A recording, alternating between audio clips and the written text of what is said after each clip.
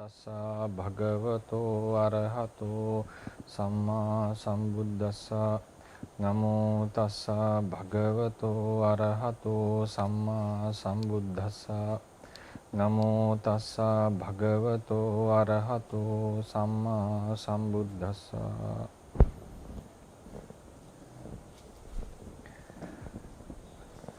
Good morning, everyone. Today we'll continue with the lecture on ultimacy. I think we started to discuss about the conditioned ultimate realities. We divided the ultimacy into two groups, that was conditioned realities and unconditioned realities. Then the conditioned reality was explained as fourfold. That was Paramattha Dhammas, Upadino Dhamma, Paramattha Jatika, and Anupanna Dhamma. Then we started to discuss very basic characteristics of Paramattha Dhammas. If I sum up all what we have done so far, we mentioned Paramattha Dhamma is a reality that arises as a separate entity and also has an intrinsic nature. It has its own intrinsic nature. To be true, to be called as an ultimate thing, like whatever the category it belongs to, whether it's conditioned or unconditioned, whether it falls into Paramattha Dhamma or Paramattha Jatika, whatever it is, the very basic characteristic of ultimate things in Buddhism is that they possess a certain intrinsic nature. That is the basic criterion to decide whether something is ultimate or a concept. Concepts do not have any intrinsic natures. They are synthetic objects of the mind. They are synthesized by the mind looking into the ultimate realities. Ultimate realities, they are with the intrinsic nature, and later we discussed that the nature and the reality are identical. They are not different. There's no dictum in them. There's no duality. So it's the reality and the nature is the same. So the very basic characteristic of a reality is it has its own intrinsic nature, and it arises when to be called a Paramattha Dhamma. It needs to have arising. It's connected with arising. Then these Paramattha Dhammas are empirically observable. They are not something completely hidden as the ultimate natures explained by expressed by some philosophers. They are observable, tangible to our life, to our mind, but what happens is when we experience these tangible objects like realities, we tend to cover them with concepts. Then Paramattha Dhammas are also another approach to explain them in the intellectual analysis.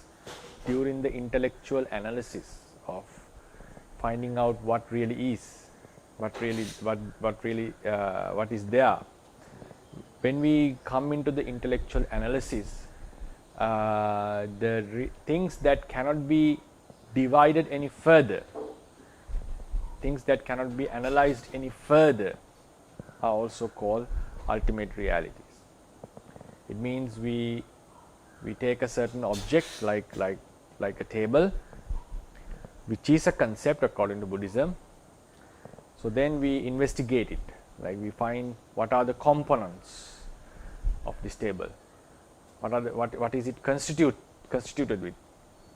So then in this process, when we go further and further, we go deep and penetrates into the object, we come into a place where things that are we get the things that are cannot be reducible, that are not reducible, that cannot be reduced anymore. So if something cannot be reduced intellectually any further, that is called a Paramattha Dhamma. Physically irreducible and intellectually irreducible are two things. According to the Theravadians, physically or practically irreducible.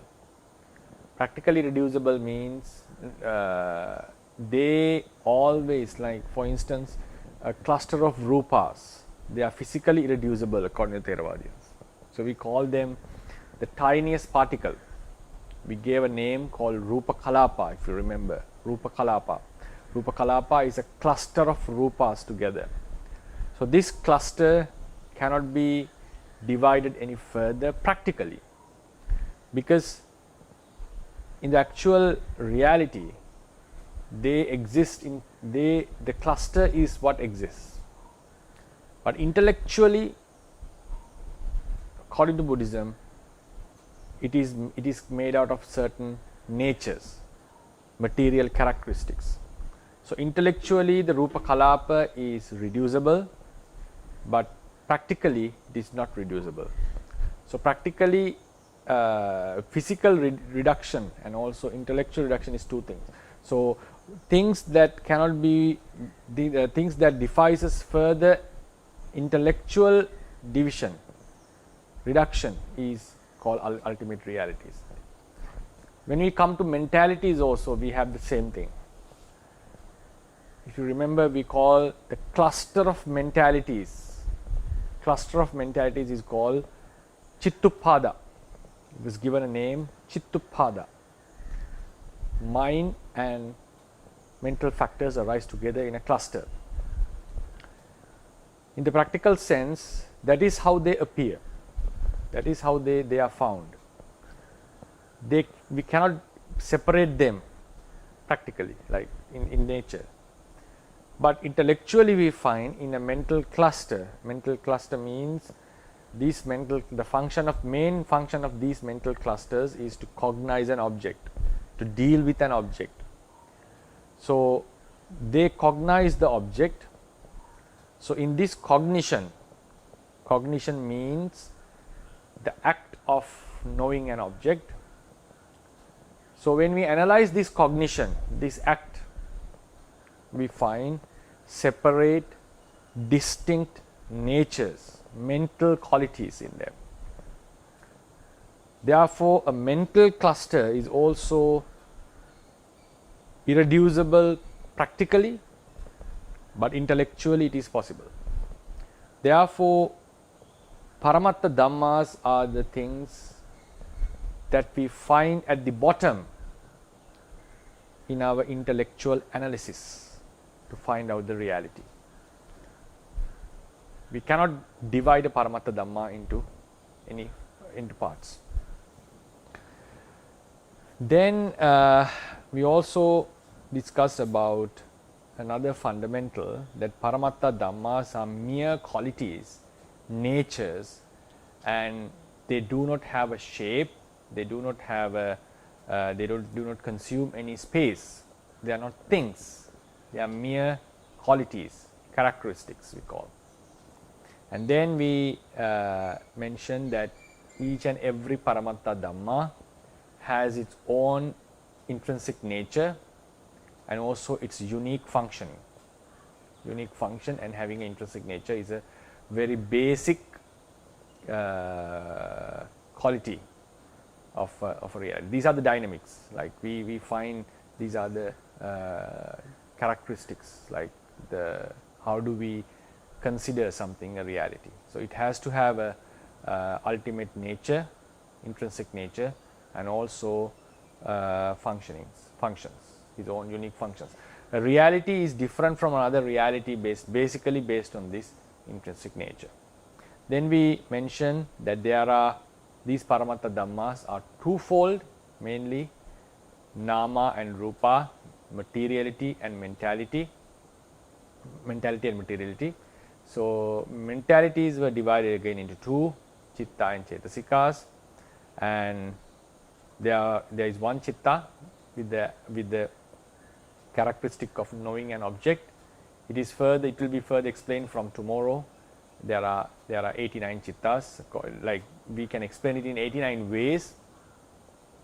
Then not tomorrow, sorry, the next week. So then we had 52 mental factors. We call them cetasikas.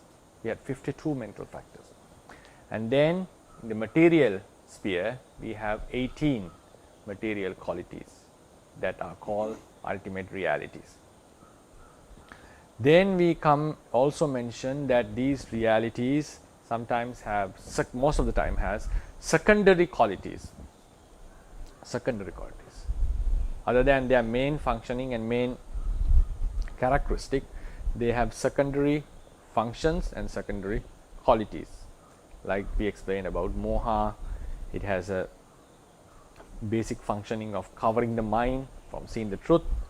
It also has the secondary functions like binding us to the samsara, defiling our mind, preventing the arising of wholesome deeds. So these are all secondary qualities, functions of moha. So likewise we have secondary qualities and secondary functions. And then also we discussed that the reality and the quality, the characteristic are identical. They are not two different things. It's not that we normally say Patavi has hardness. We normally say Patavi possesses the characteristic of hardness. That is just for the easiness of conveying the idea. It's a linguistic matter. But in reality, according to the Theravadians, the reality and the characteristic are identical, they are the same. The Patavi itself is hardness. Hardness itself is Patavi. Chitta itself is knowing an object. The act of knowing an object itself is the Chitta. So this is how the Paramattha Dhammas are explained. Then we also finally discussed there are number of suttas to verify that the Buddha has expounded, advocated the existence of Paramattha Dhammas, according to his idea philosophy. So now today we start from here. We are going to discuss about the characteristics, another basic characteristic of conditioned realities. Basic characteristics of conditioned realities. If you go to the chart, we explained ultimacy, ultimate or ultimacy. Then we divide it into so we use the Pali words, right? We use the Pali words, easiness, Paramattha. Then we have Sankhata Paramattha.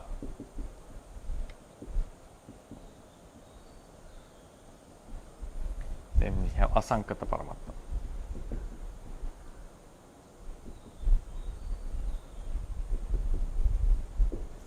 Sankhata Paramattha we have fourfold. Paramattha Dhamma. Then we have Upadino Dhamma.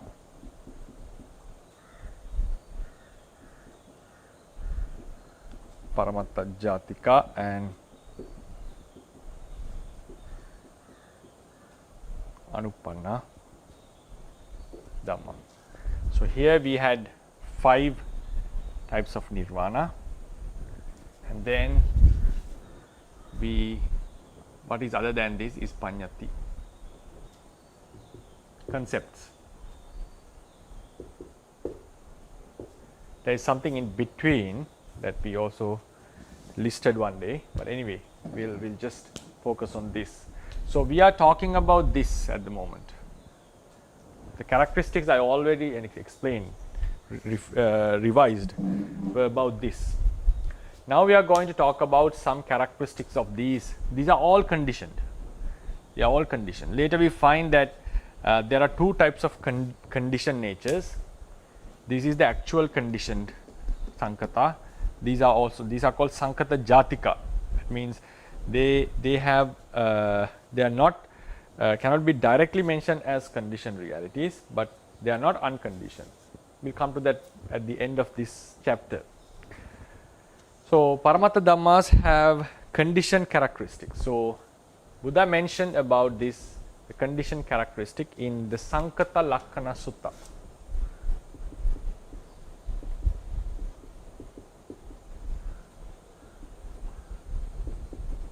You can find this in Anguttara Nikaya. Sankhata Lakkana Sutta. The sutta which explains about the characteristics of conditioned realities. Characteristics of the conditioned realities. Sankhata Lakkana Sutta.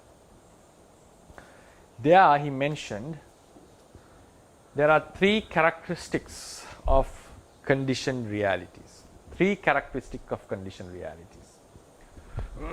So his statement was Tinimani Bhikkave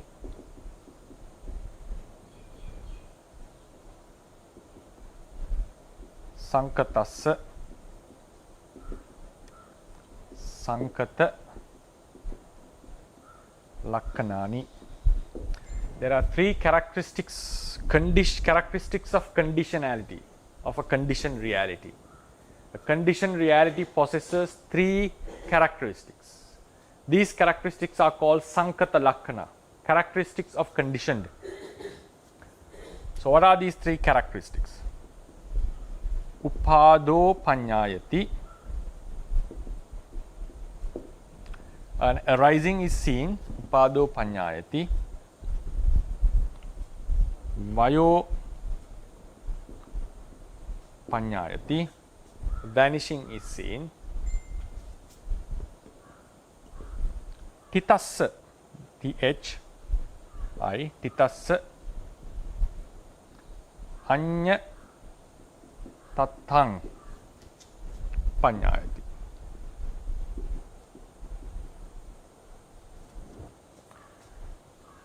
Titassa Anya Tattang Panyayati.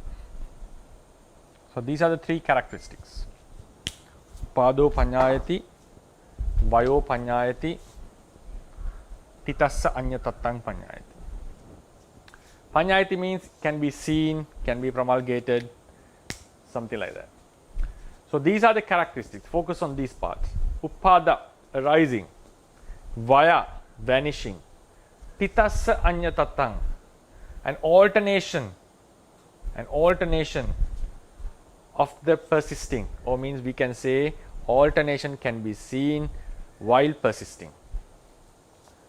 So I'll repeat again. Upada is arising, Vaya is vanishing, Titassa Anya Tattang means an alternation, a change can be seen while persisting.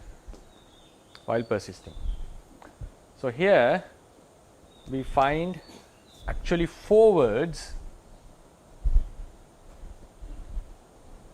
It is explained as 3 characteristics. 4 words but 3 characteristics. So we are going to bring them into, we are going to have more insight about these terms. We are going to have more insights about these terms. So I shall erase this part. We are now focusing only on Paramattha Dhammas. So what are these 3 words? 4 words actually. We have Upada,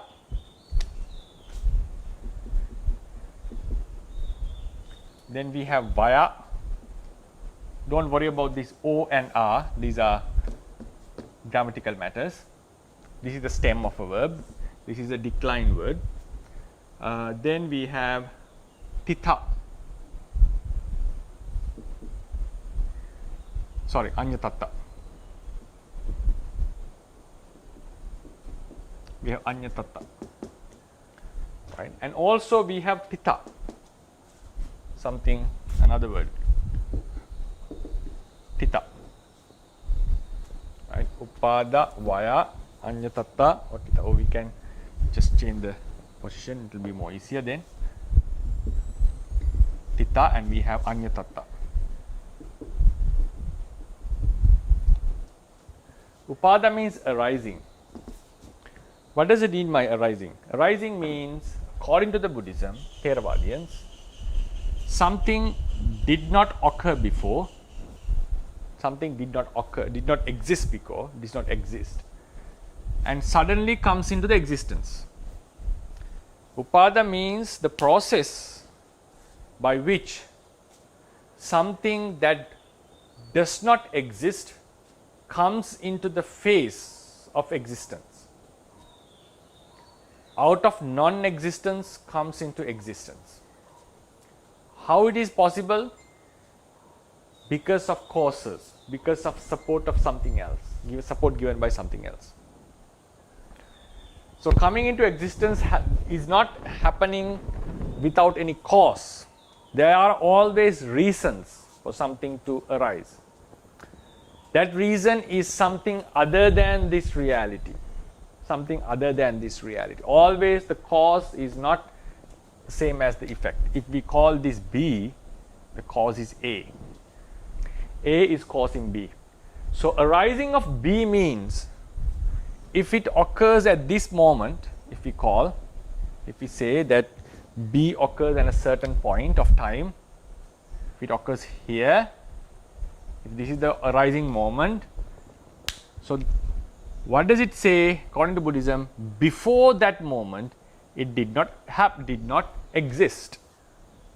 So this arising means this happening from a certain point of time, out of non-existence, it suddenly pops up, comes into existence. Why it happens? Because it is supported, given by A. Support given by another cause. Without this support, this reality would not come into existence. So that is called upada. So we can term it as arising. Upada is arising. Upada means arising.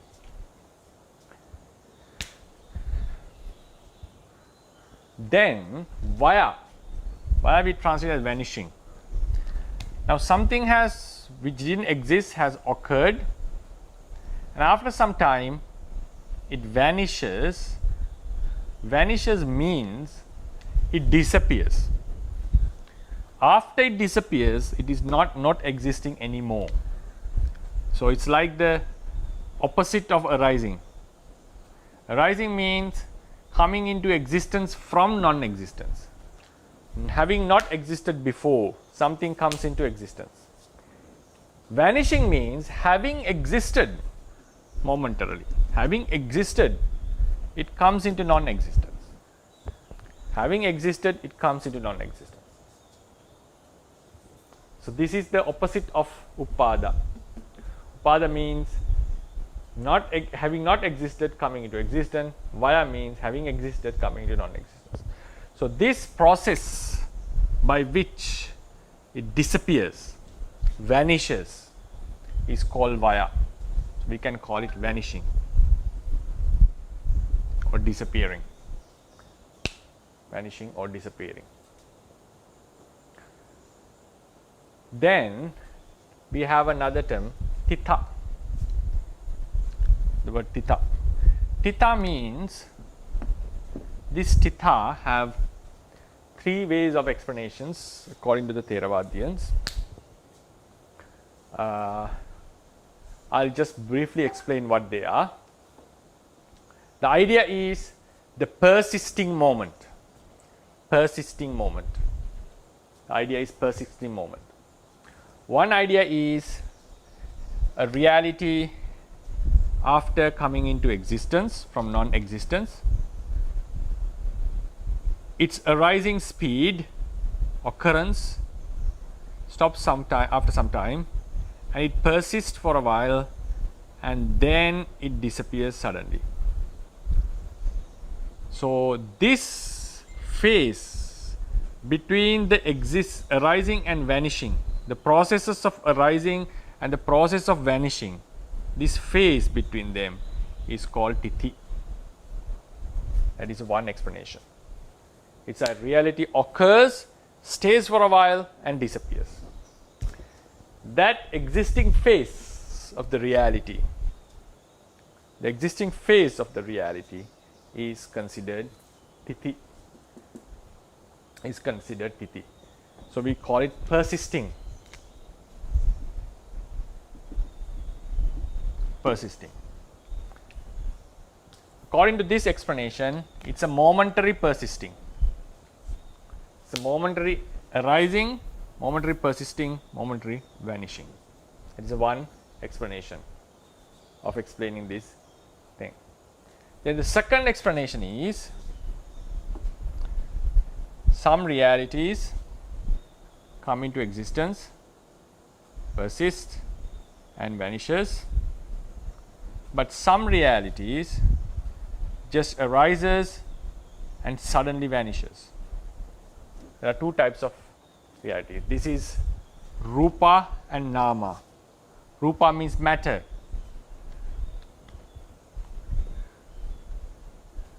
This is mentality. Materiality, mentality. So in both the cases, we normally say this is the arising, this is the passing, this is the arising, this is the passing. So here we take the persisting moment means the entire existence. The entire existence. It is not a separate phase. It is not a separate phase like this. Here the arising part, arising phase, vanishing phase. Vanishing means the declining phase, arising phase. So another explanation is attita sabba dhammanan titinama pauchyati. This is the Pali explanation. The mere existence itself is called titi. Tita, right? So then, yeah, so I have to change this tita. Tita, this can also be said as titi. Better to say it's titi, right? It's a grammatical thing. Just sorry for that. Just change this titi. So titi means the entire existence, existing moment, not a separate state. That is the second way of explaining this. This doesn't matter. Like this doesn't matter means it doesn't greatly affects our practice, because in the actuality it is very, you cannot observe these kind of small things. This is just the philosophical purpose of explaining how thing happens, and it has a great philosophical value. The third explanation is third explanation means things arise and pass away, but it happens in generations. It happens in generations. This entire generation, there are momentary arisings, momentary passings away. In each every moment there is arising and passing away, but then this process remains as a generation. The persisting of the generation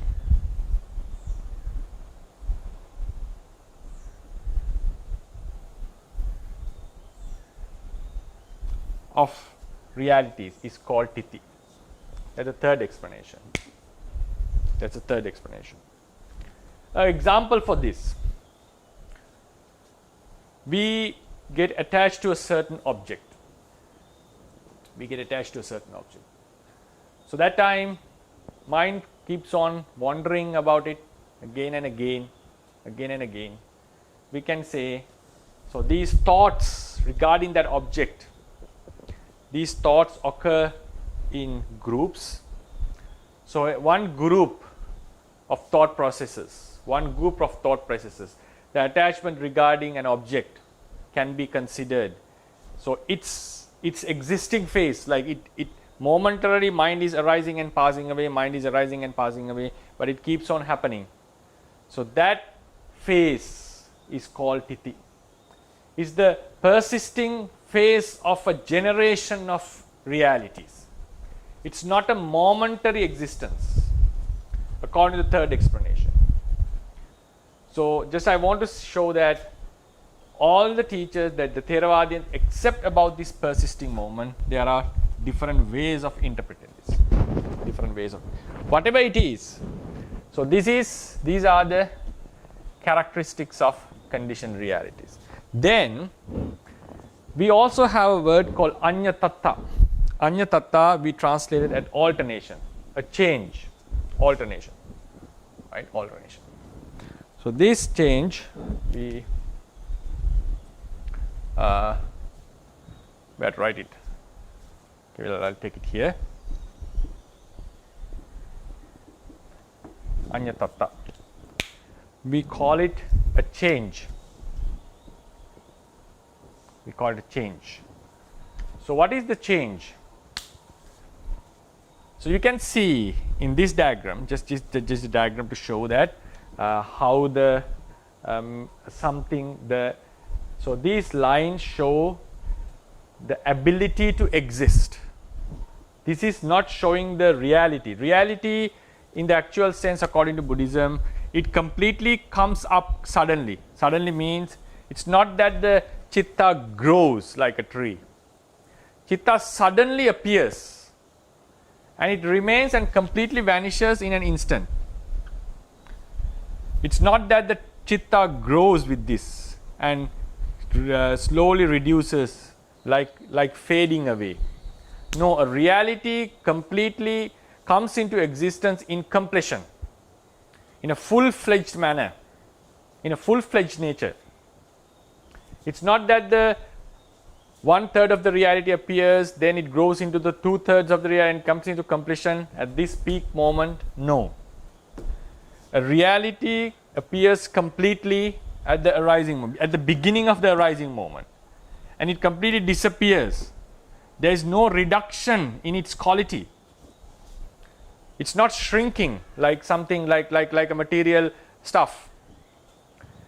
So what does this diagram shows? That this is the ability of the reality to exist. It is strength to exist. So strength to exist increases and comes into a peak moment, and then it declines and passes away. So this doesn't show that the amount of the reality is increasing and decreasing. This says the strength of the reality to exist increases and decreases. A chitta arises in us. Just zoom that moment. Just if you hold that moment. Chitta arises, existing and passes away. If we just zoom this moment and try to analyze.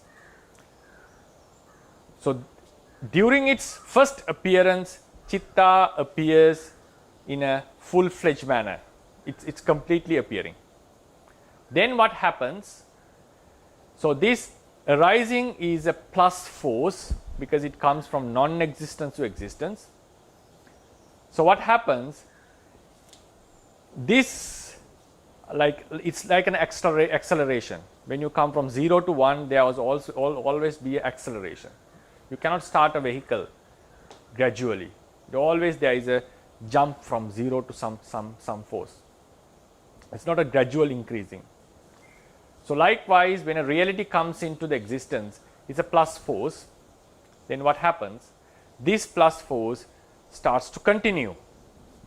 But it is obstructed by a phenomenon called aging. Obstructed by a phenomenon called aging.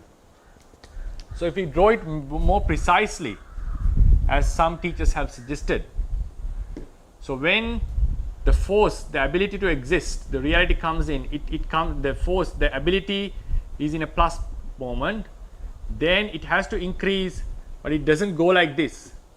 It goes in this way. Why is that? Because it's obstructed. There's an obstructing force, like the counter force in a surface when we move. Like, I forgot the word for that. When we move forward, there is a counter force from the surface which reduces the acceleration, which causes for the reduction of the velocity. So here what happens in actual way, the strength reduces like this. Why this reduction happens? Because it's opposed by a force called aging, phenomenon called aging. So this is the strength of the reality to exist, we call strength to exist. It's not the strength of the reality, it's not the power of the reality, it's strength, ability to exist. So it comes into this moment and then it starts to decline. So what happens is, from this moment onwards, from its rising moment till its vanishing, and then suddenly it drops at a certain moment. Certain moment it completely vanishes. So I would call like this, completely disappears at a certain moment. So this we can see there is always an alternation. Alternation means it's aging, it's changing. What is the change which happens in a reality? There are, we can say, two types of changes. A reality reduces in its quality, or reality's ability to exist reduces. It reduces its ability to exist. So according to Theravadians, during an alternation, momentary aging, momentary change doesn't mean the qualities of the reality is reducing. It means, it implies that the ability to exist reduces. It's weakening, we call. It's weakening. So this weakening is called anyatattha. We call a change. It's not stable. Even during this momentary existence, it's in a flux. It means it changes. It's not always the same. Even during this momentary existence, it ages, it weakens, and suddenly at the end, it completely disappears. So this is what the Buddha mentioned as the three characteristics of this conditioned reality. So we have four characteristics. How do we define them? What are the three out of the four? According to the teachings, arising is a characteristic, vanishing is a characteristic, alternation is a characteristic. These are the three characteristics. It arises, it vanishes, it undergoes a change. It undergoes a change, right? So normally we call them in Pali, arising is jati, alternation is jara, vanishing is marana. So we call them jati, jara, marana. So if it is a conditioned reality, if something is a conditioned reality, what happens? It has these three characteristics: arises, changes, and passes away. So then what is this?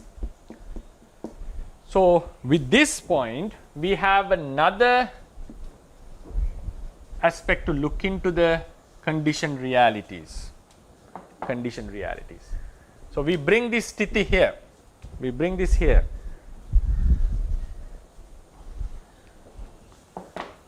Titi, persisting. Then we bring also upada and vaya. Upada and vaya. Upada is arising. Vaya is vanishing. Titi is persisting. So then we have another three we can call characteristics. It arises, it persists, it vanishes. There are arguments about how to understand the persisting within the tradition. These differences of ideologies didn't make the tradition to break into two schools, because all the teachers, all these scholars, except all the other basic fundamentals, there is an argument about it. There is some opinions about this. This hasn't caused for the Theravadians to split into two. Though it seems like a very huge point of disagreement, but still it hasn't caused. So they all follow the same practice, and this has not affected the practice, because impermanence, suffering, non-selfness, these theories have not affected them. So therefore they can still coexist. Now these Upada, Vaya and Titi, Upada, Vaya and Anyatatta, if I bring it here, Anyatatta.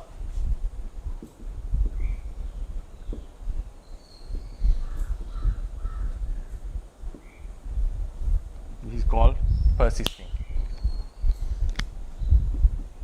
Sorry, change. Change is called jara.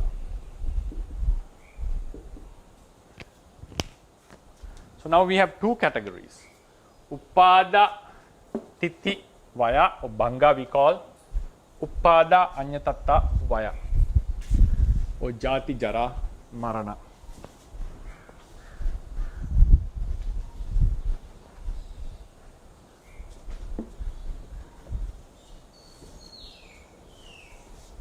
So out of this sutta the Buddha uttered, we can easily see there are 4 words, but he mentioned it's only 3 characteristics. We have 4 words to explain 3 characteristics. So what has happened? The Theravadians advocate these are the 3 characteristics of conditioned reality.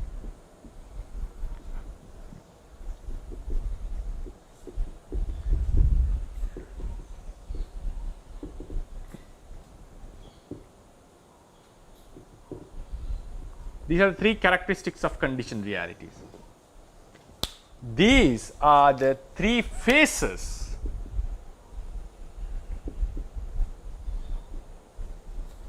of existence of a conditioned realities. 3 phases of existence. These are 3 characteristics of existence. So it means a phase in which a reality exists can be divided into 3. Upada, Titi, Vaya. Vaya we call also a synonym for Vaya is Bhanga. I think some of you are familiar with this. Vaya is Bhanga. Right, Bhanga. Then the characteristic of conditioned realities, we use these words Jati, Jara and Marana. Right, Upada, Titi, Bhanga, Jati, Jara and Marana. So these are the phases, 3 phases in which they exist. These are the 3 characteristics that are found in conditioned realities. According to the commentaries, they have completely equalized these. They have said Titi is equal to Jara. Upada and Vaya, there is no problem, it's always equal. Right? They say that the Titi is equal to Jara. According to some teachers, Titi is a phase of existence, Jara is the alternation. It is something that happens, the weakening of the reality. Jara can be explained in 2 ways: as a phenomenon, as a subjective phenomenon, and also an abstract phenomenon. Jara, it's like the opposing quality that weakens the opposing nature, that weakens the ability of a reality to exist. It is a huge topic, like a different topic. So here what I am following is the opinion of other teachers, not following the commentarial explanation. I am following that the Jara and Titi are 2 different things. Titi is the phase of existence during which it exists. While during that time we can observe an alternation. That's why the Buddha mentioned titassa anyatattang panyayati. An alternation can be seen of the persisting reality. But when you go into the commentarial literature, I have to say this because if someone reads the commentaries in Pali, they would find that my statement would contradict with the commentary. According to that, Jara and Tithi are identical. Jara and Tithi are identical. But I am following the explanation of other teachers. For example, Venerable Lady Sayadaw, when he explains about this, he takes Jara as a phenomenon, like the alternation which happens.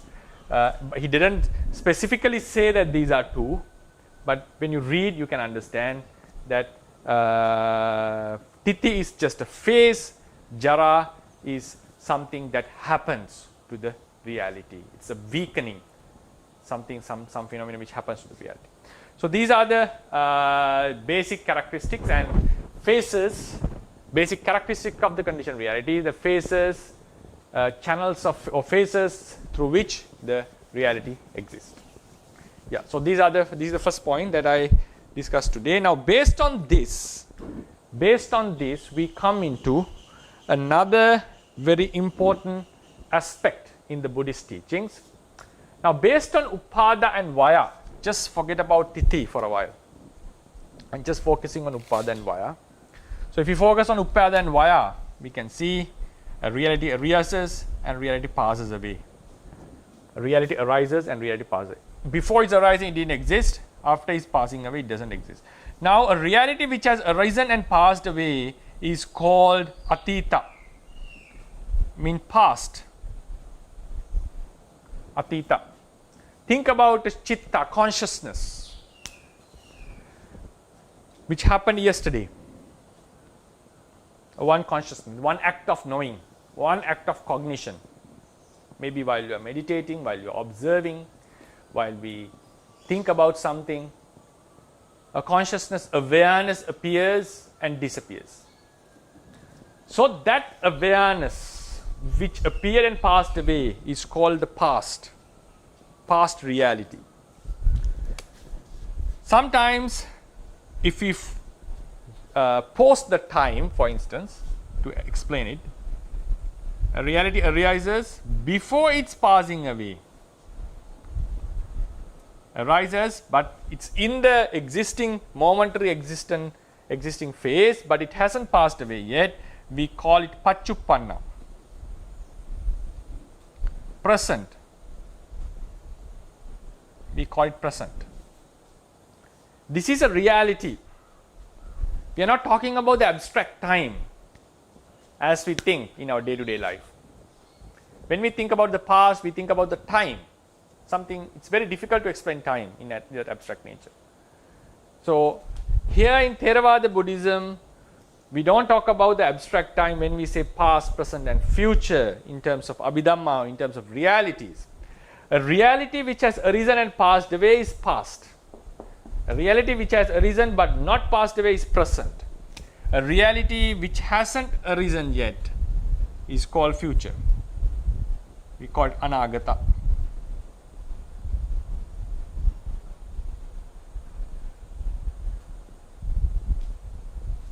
We call it future. So this definition of past, present and future is based on one characteristic, and specifically two characteristics: Upada, arising, and Vaya, passing away. If a reality has arisen and passed away already, this reality should be called Atita or past. A reality has come into existence, it has arisen but not passed away yet. This is called Pachuppanna or present. A reality has not come into arisen, so nothing to say about it, is passing away. It is supposed, it is when it arises in future, it has not come into arisen. This reality which will arise is called future or Anagata. Anagata. So how do we differentiate with Anupanna and Anagata? We'll talk this later. how to focus on that. Just to be focusing on Paramattha Dhammas. Paramattha Dhammas that hasn't come into existence yet, it's called Anagata.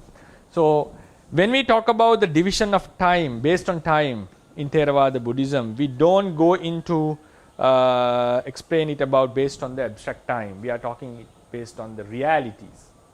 Based on the realities.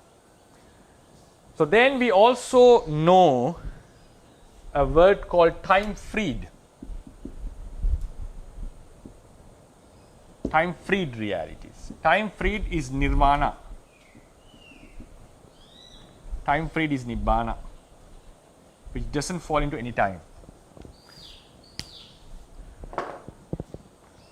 So this time freed nature of nibbana, if we try to think about it based on our ordinary knowledge about time, the time that we experience, that we think that we experience, the moment of now, which is always changing, like we come into new now moments. So we consider the time is going. So scientifically it is something a new dimension. We are talking in perspective of Theravadians. So we Theravadians do not talk about such a time. So what does it mean by time freed? So according to, in Pali we call Kala Muttaka.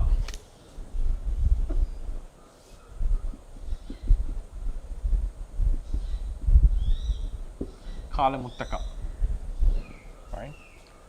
So now we have to take our mind out from the concept of time that we have in our day-to-day life. Now just focus on this aspect. Why something is called past? Because it has come into arisen and disappeared. A reality is called past, not the time. A reality which has come into existence but not passed away is called present. Reality which has not come into existence is called future. A reality which does not have any arising, cannot be differentiated as past, present or future.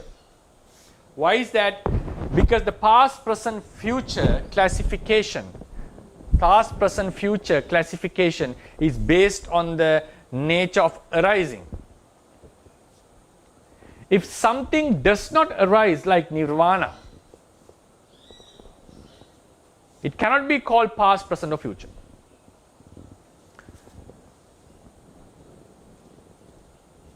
I'm sure the thought that would appear in you is, does nirvana exist? Yes, it does. Nirvana exists. Even at this moment it exists. Then why can't we call it present? Because there is a specific definition for the present in Theravadians. There is a specific definition for present. What is the definition? If something out of non-existence comes into existence, and which is in the persisting phase and not yet vanished, that is a reality that should be called present. Presentness here doesn't mean that the nature of something which exists. Having an intrinsic nature, having an intrinsic quality, doesn't qualifies it to be called Pachuppanna or present. Nirvana has its peaceful nature, Santi Lakkana. But it has no arising. It has been there for all the time. Throughout the entire, it has been there, according to Theravada. So it can be experienced even now if someone practices well. But it should not be called present. It should not be called Pachuppanna in Pali. It should not be called present in Theravada's perspective. Present means Pachuppanna I am talking. It's better to use the Pali word, otherwise this can lead for confusion. If you use the Pachuppanna word, you cannot use the Pachuppanna for Nirvana, because Pachuppanna is a reality which arises, which has arisen and not passed away yet. So that is why the Theravadians call Nirvana as time freed. Why is that?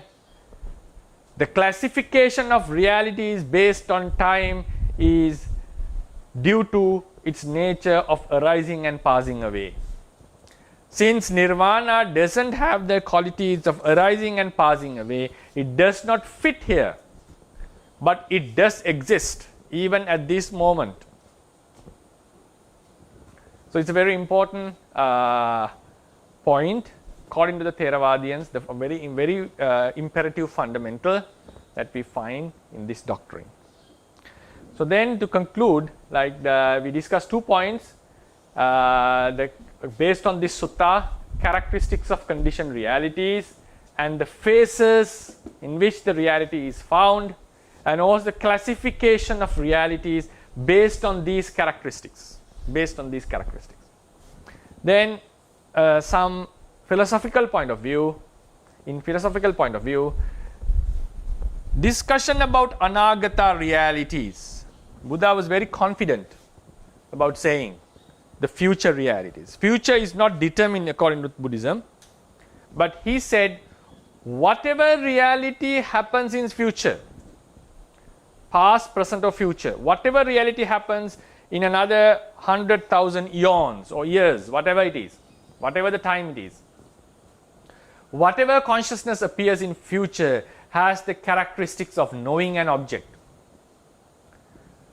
It has the characteristics of impermanence, suffering and non-selfness. It is not possible that a consciousness may appear being permanent. It is impossible that a consciousness would bring ultimately happiness. It is impossible that a consciousness would be a self. So he knows the natures of the realities that would happen in future. It doesn't mean that everything in future is predictable. Not every incident is predictable. No, according to Buddhism. According to Buddhism, whatever happens in future, that realities which will occur in any incident can be predictable. That means whoever is born in whatever eon or whatever world cycle, they may have 5 aggregates. They will have consciousness and matter. So Buddha was very confident, and those consciousness and matter would never be permanent, blissful or be a self. So this anagata, the prediction of the nature of anagata reality, not the prediction of the anagata future incidences. Prediction of the future realities suggests that there is a certain phenomenon which governs the nature, the quality of these realities. According to the Buddhism, this is a huge debate going in the scientific field. Are there such laws?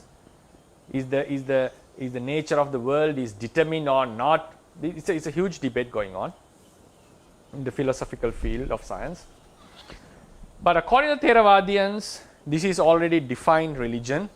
It's not evolving, these kind of traditions. So according to them,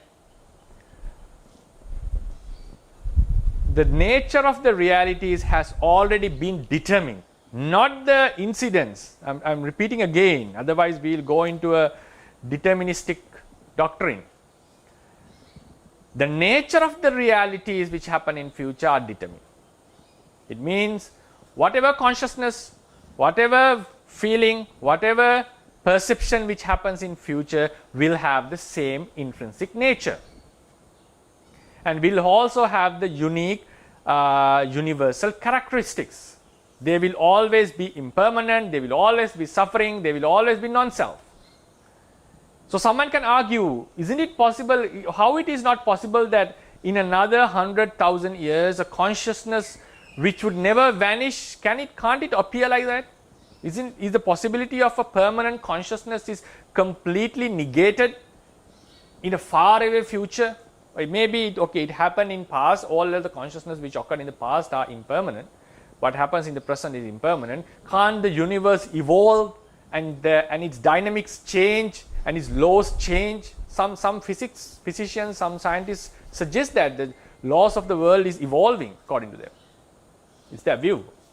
But according to Buddhism, what the Buddha has advocated, according to his strong, confident sayings, according to his confidence, it seems that Buddha has mentioned that the nature of the realities are determined by a certain phenomenon. So what the enlightenment is, he understood this phenomenon. So he could say, whatever the world you are born into, whatever the eon you are born in, always the realities, the conditioned realities, have these characteristics. So we can just say these are the characteristics of the conditioned realities, but attributing them to future realities, implicitly states that, implicitly indicates that he has advocated about a phenomenon by which the nature of the realities have already been determined. Not determined. Determined doesn't mean determined by a God, not a person. It's the natural laws. We call it Dhammatas according to Buddhism. So then all these. So when we come into this, we can also explain it like so. Knowing this phenomenon, we can understand the nature of consciousness. It can be an abstract object. So like these realities are arising and passing away. They can be found in entities, past reality, present reality, future reality. And also we can think about an abstract object called the consciousness, like the nature of the consciousness. This would be the same to all the realities. So at that time, we may think about an abstract nature, but based on our experience. Like these are the things that we experience. Like past reality, present reality, or future reality. Looking into this, we can think about a common characteristic of the consciousness, like this is how a consciousness would appear whenever it appears. And in Theravada Vipassana, that object is what is necessary, what is required for Vipassana meditation. It is not necessary that you focus on always on the present objects to understand the truth of the world. This abstract idea of a reality is enough, because when we think about, now to bring it into a very with a simple analogy, if we think about the classification, division of beings into sex, like males and females, we normally say there are two types of genders. There can be a transgender and some other variations, but basically we can put them into male and female groups mostly, because there is no specific other type of gender, like third type of gender. If we assume, like if we assume that there is only two genders, for instance, there can be arguments on that. So if you assume that there is two genders, and then we start to think about this, like whoever is born in future will have one of these genders. There cannot be a third gender. So if we know that reality is exactly this, reality is that whoever is born is classified into two genders. So then when we think about this object of gender, like whoever is born will be in two genders, this idea of gender is not a concept. It's not a concept. It's an idea of a reality. If we take the gender as a reality, and if we are able to put the two people, all the beings into these categorizations, and we think about this idea of gender, it's an abstract object.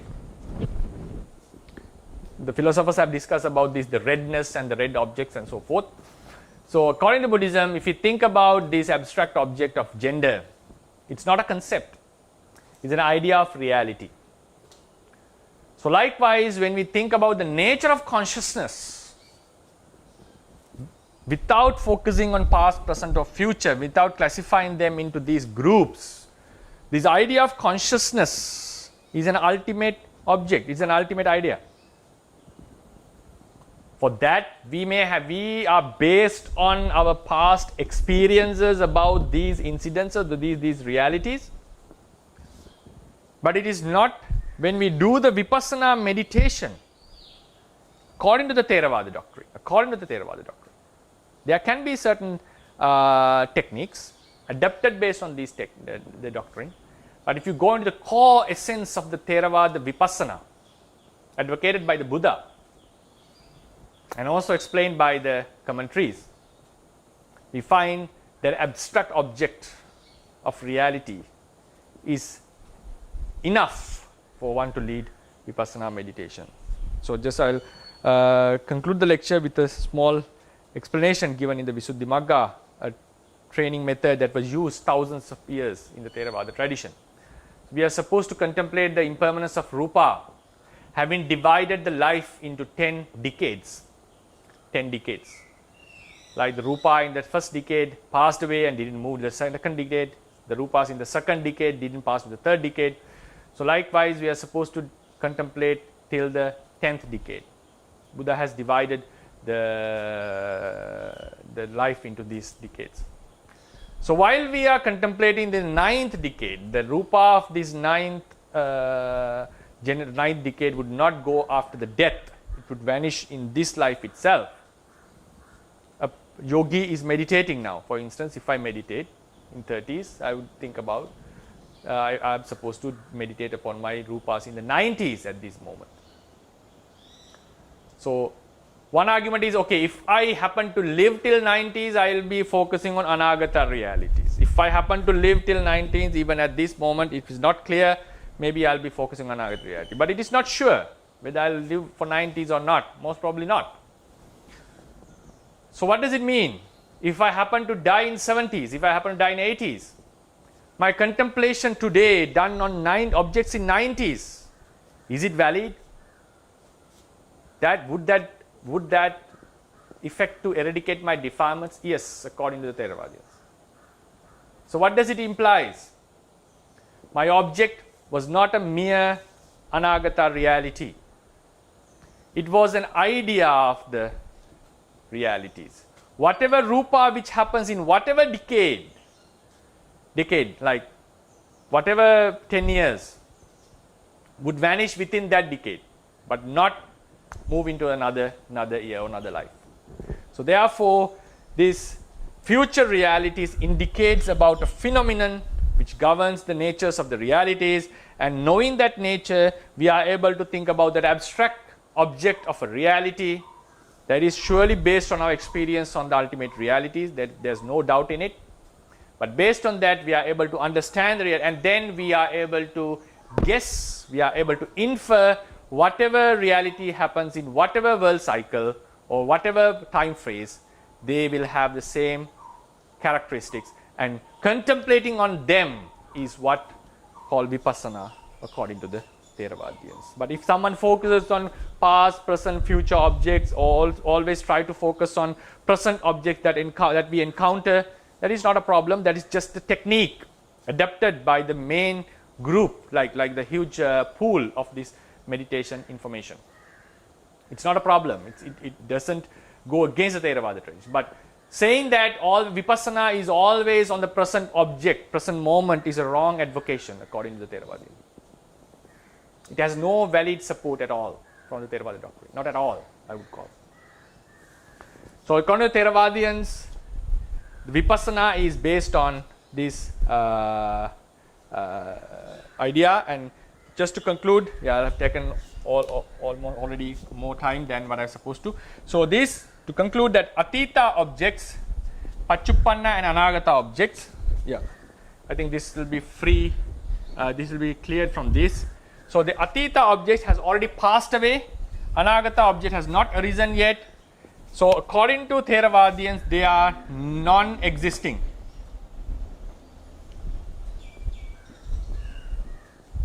They are non-existing. Why? They have completely vanished. They have not come into existence yet. They are existing. These are existing. But all of them has the ultimate nature. They all possess intrinsic characteristic. They possessed, they are possessing, they will possess. So they are existence. These past realities are existence. Future realities are existence. Present realities are existence. So in Vipassana meditation, what matters is, as long as you focus on an existent, that's enough. The non-existing or existing nature has no effect at all in our Vipassana meditation. Because nature of having an intrinsic nature is what matters when we do Vipassana meditation. We are focusing on these natures, not on the existing or non-existing nature of a reality. Because a present reality is an existent, it has its intrinsic nature, but at the moment also it's existing. But a future reality will have an intrinsic nature, but it is not existing at the moment. We focus from here. A past reality had an intrinsic nature, and at the moment is not existing anymore. So therefore, the existing quality has no whatsoever influence or support or whatever sense, it has no effect on this Vipassana meditation. So that's then, yeah. So this is the thing. Last point is Vipassana meditation cannot be done on this present object. It is impossible. Theoretically, when you focus on your mind, a chitta arises. You focus on that chitta. It has already passed away. It has become a past object. Because no chittas, two chittas can appear at the same time. When we focus, we see an object from our eye consciousness, process goes. In that process, Vipassana can never occur. If you do Vipassana on that object, it has to happen by another later mind process. At that time, that object has already passed away after 17 mind moments. So therefore, present moment Vipassana is not possible in Theravadians. It can happen in two very rare occasions when we observe, contemplate the impermanent suffering and non-selfness of others, aggregates of others. There can be a moment like they coexist, our observation and the reality. And sometimes if we take through mere mind though certain objects of our body, that is possible, but that's not the case, which happens most of the time. For example, if you are seeing the rising and falling of the abdomen, you feel it with the body consciousness first. That process finishes. When you are observing the impermanent suffering and non-self, that object has already become past. So there is no such thing called present moment Vipassana theoretically, technically, and also the existing nature is not important in Vipassana meditation. I will be concluding. These all realities are momentary existing according to the Theravada tradition. So that's the lecture I would like to give today, and if you have any questions on this, please go forward and ask. So for everyone, if you have any questions, please raise your hand or put your question in the chat box. And then if in case you raise your hand, then we are going to unmute you. Hi, Bante. So I Yes. see two questions on the chat box. Okay. They are kind of the same. So Yes. the question is, what is the intrinsic nature of Nibbana? And the other one is, what is the intrinsic nature of Citta? Okay. So intrinsic, thank you for that question. Intrinsic nature of a chitta is to focus on an object. It's like we call it vijnana. Normally chitta is called vijnana in Pali.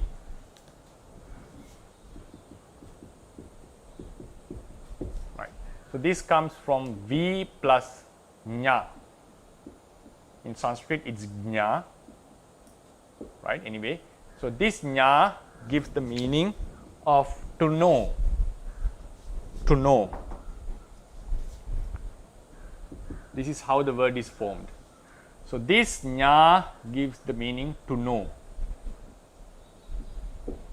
This V gives the meaning having separated. Having separated. So what does it mean? There are various objects in the world, thousands of objects. So when we think about an object at one time, we focus at one only. So there are various objects in the world. So out of them, if we think about this object, right, by the chitta, consciousness, conscious chitta and vijnana are same, identical. So when we focus on one object, we ignore all the others momentarily. So this is like taking a one object, having separated it from others. So what does it mean? Focusing on a one object at a time. So if we can also simplify this meaning as the focus of an object, towards an object. The focus that we make towards an object is vijnana. What happens when we focus? Focus means we are aware of it. It becomes tangible to us. We start to know about it. It's not completely, it's like, it's a very strange phenomenon if you think in objective way. It's like things are there regardless of whatever it is, it's still existing. So we become aware of some things. We tend to know what is happening there. So why this connection happens? Because of a reality called vijnana, by which are aware of certain objects. So vijnana is the intrinsic nature is to know the object having separated from others. It delimits the object. Delimits means like there are various types of objects that we can take at the same time, but our mind focuses on one at a time. So it delimits the other one object from others, so we can focus. So when vijnana can focus on one object, like there are various objects, right? So vijnana, chitta focuses on this object, having separated it from others, for instance. So when the focus is there towards that object, all the other mental factors can perform their functions. So when we have a focus on a particular object, the taste of that object can be felt. That object can be recognized from others. Recognition means each and every object has a unique quality which enables us to distinguish it from others. So we become sensitive to that. So we feel like it is something new, it is something different from others. We are able to recognize it. That is called recognition. So likewise, all the other mental factors we call cetasikas can perform their function based on this focus.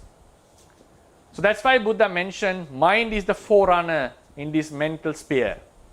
Only when the focus is there, all the mental acts can be performed based on that. So that is the answer for intrinsic nature of chitta or vijnana. Then the intrinsic nature of nibbana is, nibbana has to be explained in two ways actually. I'll keep it for a future lecture because I can just give like it's the peacefulness, it's the state which is freed from all the suffering. It's one explanation, a state freed from all the suffering. It is not mixed with suffering. Another approach to explain is it is the non-arising of the unarisen suffering.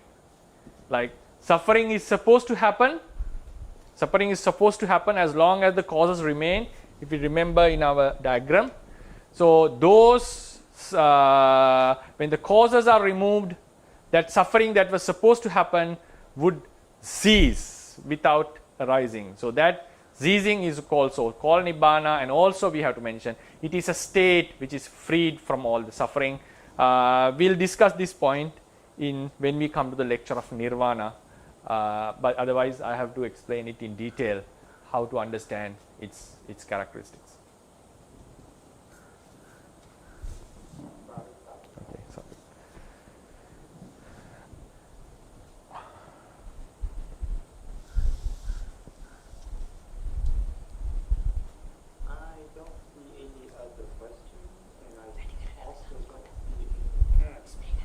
Okay. In the meantime, but Yes. I have a question. So this question is previous lecture, and also we mentioned it during this lecture as well. So I just want to be clear about this. So when we say that Paramattha Dhamma is nature, not thing, then could you please explain a little bit on what you mean by thing? Okay. Right. Thank you for that. So I think everyone heard the question. We mentioned Paramattha Dhammas are not things. They are just characteristics. They are just natures. And then this can also, we also explain Paramattha Dhammas as entities. We also explain Paramattha Dhammas as entities. So then we come into 3 divisions as I understand. Something which is abstract. We have 3 explanations on this. Abstract, then particulars, right? Particulars. So these particulars are twofold. Material, no, it should go down.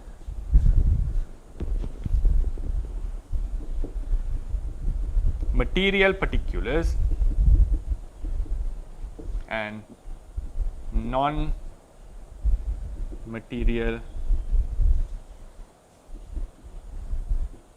particulars.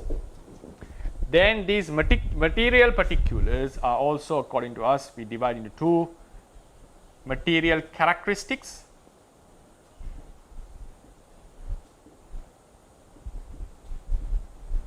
then things, material things.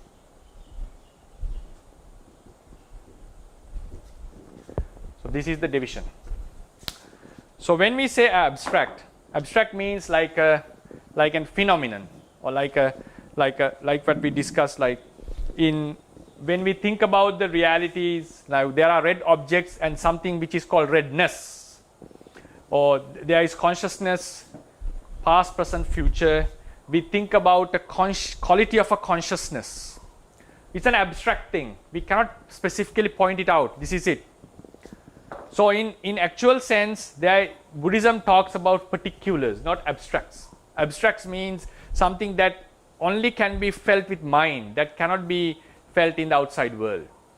So when we say in Vipassana, we have an abstract object.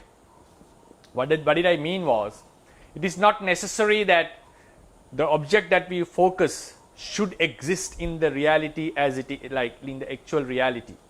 It's just the idea of a consciousness and so forth. So we are not talking about abstract object. Abstract means like something which is merely made on mind. So in philosophy, we have a point called red objects and the redness. Does redness exist in the phenomenon?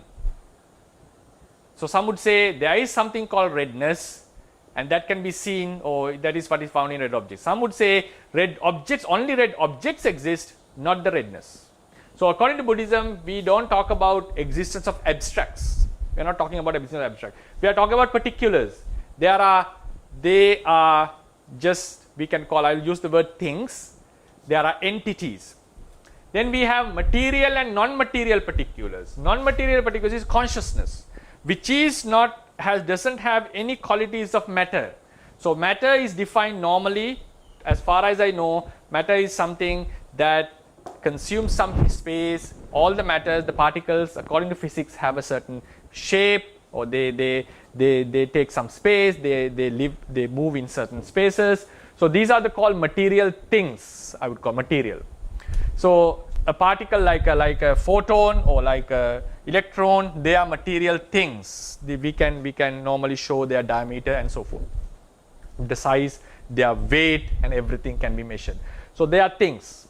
So when we say non-material means they don't appear as things, but they are particular natures. Particular natures means they are not mere abstract. So consciousness has its own intrinsic nature. He says it's arising and passing away. It cannot be defined based on matter. So particulars means the best word we can use is entity. We normally say it as, we can say it as a thing, but it's an immaterial thing. It's an immaterial immaterial entity because it doesn't have the characteristics of matter. Then when we come to the sphere of matter, material particulars, in general sense we have material things like the subatomic particles and so forth, and in Buddhism we have material characteristics. They are also particulars, like hardness is a particular. It's a one kind of a quality. So how can we define a quality? Quality, now if we take this as a rupa kalapa, this quality exists all over this place. So it appears like an entity. That entity may have differences in the hardness, more hardness, less hardness, the nature may be different according to the books, but not this thing, it's a nature which exists in this space. So we call it a particular because it has its own arising, own passing away, and it has its nature which we can differentiate it from other material qualities. So when we say in Buddhism, material characteristics are also particulars. Non-material, like mind and chitta chaitasikas, are non-material particulars. They have their own identity. But according to Buddhism, material things are not realities. They are not realities. Material things are made out of material characteristics. So when we say a thing, I was based on the definition that thing consumes a space, thing has a weight. So these, if you take them individually, these material qualities do not have a weight, do not have a shape, they do not consume any space. So my explanation was things, the idea of things is based on the material things, not on this particular aspect. So when we say in Theravada tradition, matter is a material characteristic of particulars, non-material characteristics are also particulars. Thank you. Okay, sir. Yeah, I see one more question on the chat box. Okay. The question is, does non-existing reality mean non-pachupanna reality? Yes, exactly. So this point, after now next week, I'll be starting to explain about consciousness, mental factors and material qualities in brief. It will take few lectures, and then I will go into, because I want to explain about the Paramattha Dhammas in brief, what they are. Then we go into Paramattha Jatika, Anuppanna Dhamma, Upadino Dhamma. At the end of those lectures, I'll be explaining there are three types of main non-existences. So when we talk about Paramattha Dhammas, if you remember the classification, Paramattha Dhammas, in terms of Paramattha Dhammas, the existing Paramattha Dhammas are the past and future. The existing Paramattha Dhammas are present only. But when we come into Paramattha Jatika, Anuppanna Dhamma and Upadino Dhamma, we have to explain the existing nature and non-existing nature in different ways.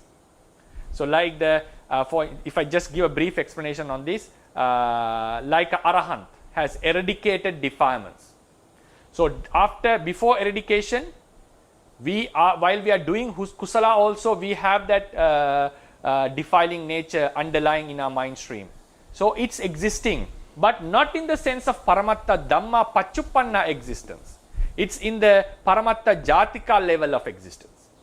So when one eradicates the defilements, then after it is non-existing anymore.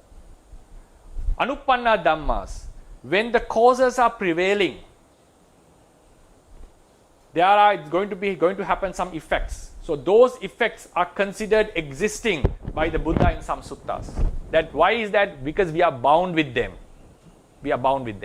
So then when the causes are removed, those realities that are supposed to happen come into non-existence. So in Anupanna level, there is an existing non-existing difference. When we come to Paramattha Jatika level, there is an existing non-existing difference. In Paramattha Jatika level, existence of defilements and existence of karma has to be explained in two different ways based on the Udana commentary. Then we come into Upadino Dhamma, so there is an existing level, non-existing level.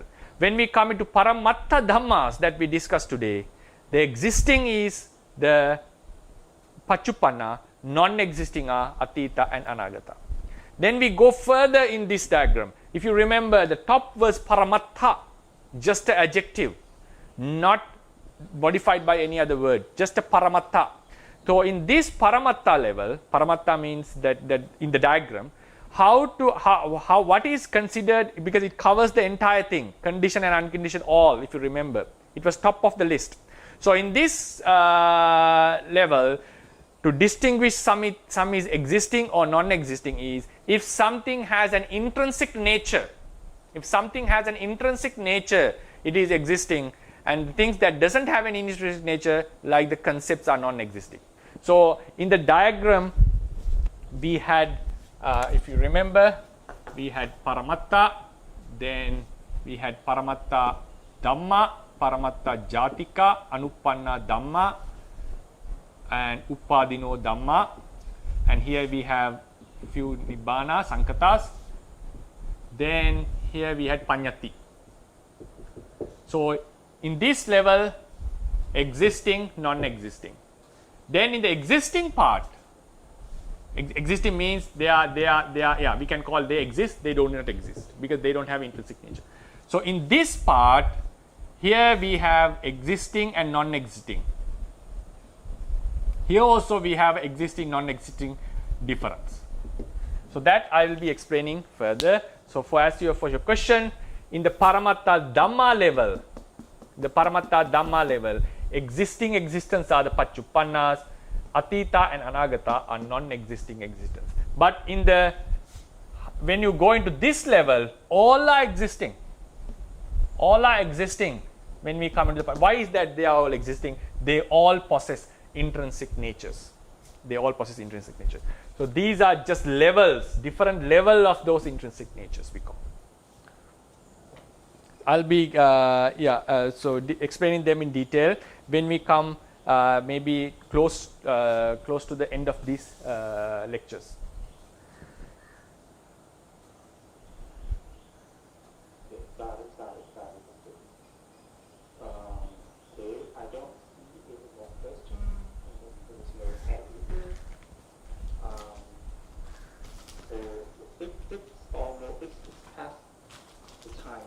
Okay. May I have another question under this from the previous lecture? Okay. Okay. One question we can. Yeah.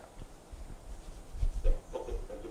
So the question is, since the last time you explained to arrive at the conclusion that Paramattha Dhamma exists, so you give to the explanation is to Pachupada Nakanda Dukkha. And there's a dukkha, and a dukkha or something like that. Yeah. So then we arrive at the conclusion that Pachupada Nakanda exists. And you said that even if we understand, we don't understand, we should not understand that Pachupada Nakanda means the thing that brings suffering. And then you give another example, you said, Rupam Dukkam Vedana Dukkha. But for those two examples that you said, that we should understand those two things as Rupa and Vedana are the realities that bring suffering. So what's the difference? So on the one hand, the Pachupada Nakanda are just suffering. They're not the things that bring suffering. But on the other hand, in those two examples, Rupa and Vedana are the things that bring suffering, reality bring suffering. So I don't understand why they are different. Actually, then that would have been a mistake that I made, because my personal point of view is, as you said, as you says, Panchupadana Khanda are the realities that bring the suffering. Maybe when I was speaking, I may have slipped my tongue, sorry for that. But what I wanted to say was Panchupadana Khanda Dukkha and Rupan Dukkha are identical. Yeah, sorry for that if I because of my negligence, if I slipped my tongue, and maybe I have said that don't think like that. But what I wanted to say was exactly what you said. I see. Yeah. But then also because according to the Visuddhimagga, we know that a certain reality is called suffering because it has 4 characteristics, right? Yeah. So because of the continuous oppression by arising and disappearing is the first one. The second one is because it's hard to bear. The next one is because this is the basis of suffering. And the last one is because of the fleeting pleasure. So it looks like if something is suffering, then this is also suffering and the basis of suffering. So by being the basis of suffering means fleeing the suffering. So it should have both of those qualities. So why in this case we have to distinguish these two according to your explanation last time? Yeah, thank you for that question. Because according to the explanations given in Abhidhamma, in Theravadians, they define suffering like Dukkham and Dukkha Satcha, they call. So Dukkha is they have exclusive definitions on this. That is mental pain, that domanassa, in physical pain.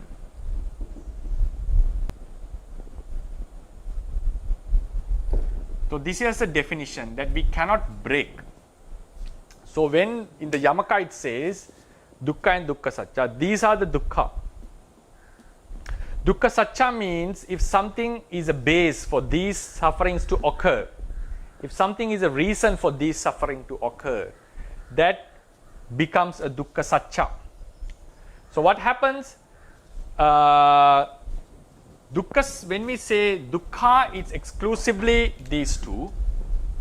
When we say Dukkha Satcha, all conditioned realities, all mundane conditioned realities, right? Mundane conditioned reality, except for Lobha, we'll talk about that. So then, since we have a very clear definition on Dukkha, so what happens is all the other realities are base for these Dukkhas. So these Dukkha can also be Dukkha Satcha, because Domanassa Vedana and Dukkha Vedana can also be a base for another Dukkha or Domanassa. So all of them fall into Dukkha Satcha. So to conclude that what is a Dukkha Satcha, it's not the mere Dukkha, because in Yamaka Buddha it's mentioned that Dukkha is specifically these two. So something to call Dukkha Satcha, the noble truth of Dukkha, the requirement is it becomes a base for these Dukkha to happen. It becomes a base to Dukkha to happen. So that is the definition of Dukkha Satcha. So then a question can come. So if this is a base, this is a cause for Dukkha, why there is something called cause of Dukkha, origin of Dukkha, Samudaya? Why is that? So that Samudaya, out of this we take Lobha. Samudaya, it's quite different. So all the 5 aggregates are base. Base means they produce, they are the reasons for this Dukkha to happen. While we have the aggregates, we encounter these Dukkhas. But Samudaya, Lobha, the function is, it doesn't let the Dukkha to get terminated at death. It doesn't let the Dukkha to get terminated at death. So it causes the Dukkha to continue after death. So that is what the Buddha mentioned about the origin of suffering. So while we have in our day-to-day life, because of body, we get Dukkha, a lot of pain. Body itself is not a suffering, because suffering is exclusively defined. Body is a base for this suffering. When we have the body, we get those two pain. These are the exclusive suffering in Buddhism. So all the realities, they support this suffering. We have pleasant feeling. When it disappears, if we are attached to that, we get domanassa. We have a body, we get lot of physical pain. When it gets old, we have lot of mental suffering. So body, mental states, all these mundane qualities are basis for this suffering to happen. So that's why it's called a dukkha satcha. But there is also origin of suffering. So someone can argue, if this is the base of suffering, can't this be the cause of suffering? Yeah, it's a cause of suffering in one way. But the origin of suffering mentioned in the Noble Truths is not in this manner. That is, that the dukkha will not end at the death. It will continue from life to life. So therefore, when we think about the vipassana, when we know the understanding in Buddhism, knowing how the dukkha continues from life to life is very vital to understand that. So that is why there is samudaya satcha separately. So this is how would I explain? I would explain that. Okay, sadhu, sadhu. So then we'll call it a day because the time has passed. And also, Sunday? Yes, Sally. May I say something before? Yes, sure. Okay, because some friends are very interested about your Bali class. In the chat box, many people ask about the Bali class. So I would like to say something. This Bali class is not for beginner. So if you have no any knowledge about the Bali grammar, so I think that class is not suitable because our class is directly translated from the Bali into English. So we have to translate by ourselves, and also we have to do the assembly. So if you have no any background of the Bali language, so I think it's not suitable. But if you already have the basic Bali language, you can join that class. We have 3 times per week. One time is for Q&A. Yeah, so if you want to join, you can contact with me from the Viber group or a Sankhata group also. So I will send you all the information. So if you are not in the both group, you can send it from the WhatsApp group also. Okay, thank you. Sadhu. So, and also would like to remind, because this Dhamma course is being is under one Zoom account, and that Zoom account is sponsored by some devotees from Indonesia. So one of the devotees, Sister Indri, and her mother got contracted with COVID-19, and a few days ago, unfortunately, her mother passed away due to this coronavirus. So because of her, because of their donation, her family, we are able to do this Dhamma sharing in this platform. So we all of us, what we have gathered, the merits by this joining this Dhamma course discussion, we all transfer this merit to Sister Indri's beloved mother, deceased mother. So may she enjoy all these merits from wherever she is, and if she is in suffering, may she be freed from suffering quickly, and if she is already in happiness, may she enhance in happiness, and will be able to encounter good friends in samsara and to get rid of this suffering of rebirth soon and attain the ultimate bliss nibbana. So we sincerely wish, and I hope all of you would share the merits with her on this occasion. And also, with this merit, may all of us be able to understand the Dhamma clearly, precisely, and attain the nirvana quickly. And we also wish, may this cause for the prolongation or the long continuation of the Buddha's teachings. Buddha sasanang chiran tiddhatu, Buddha sasanang chiran tiddhatu, Buddha sasanang chiran tiddhatu, sadhu, sadhu, sadhu.